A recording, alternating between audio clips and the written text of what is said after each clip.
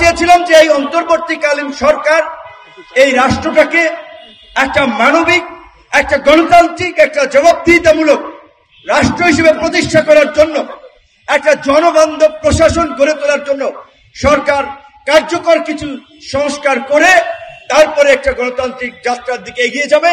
একটা অবাধ, সুষ্ঠু, নিরপেক্ষ নির্বাচন হবে, যেইখানে আম জনতা, রিকশাওয়ালা, কৃষক, শ্রমিক সকল মানুষের প্রতিনিধিত্ব থাকবে।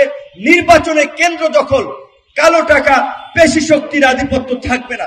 সেটা একটা রাজনীতি আমরা প্রত্যাশা করি। তার জন্য সরকারেরই দায়িত্ব বেশি এই পরিবেশ তৈরি করার জন্য।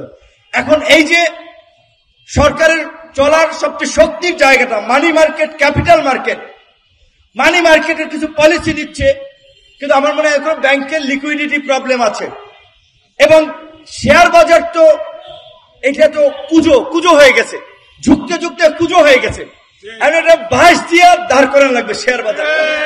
এই যে শেয়ার বাজারের এই যে কুজো, এই মানুষটাকে বাঁশ দিয়ে সোজা করা লাগবে ধরে ধরে দাঁড়ানোর জন্য। তাহলে ক্ষতিগ্রস্ত বিনিয়োগকারীদেরকে যদি সহায়তা না করা হয়, কিংবা তাদের জন্য আরো যে সমস্ত ব্যবস্থা আছে, স্বল্প ঋণের সুদের ব্যবস্থা, কিংবা তাদেরকে যেভাবে আসলে তাদের এই ক্ষতিটা পুষিয়ে নেওয়া যায় সেটা ব্যবস্থা না করে যদি মরার উপরে খাড়ার গা জরিমানা করতে থাকে, তাহলে তারা কোথায় যাবে?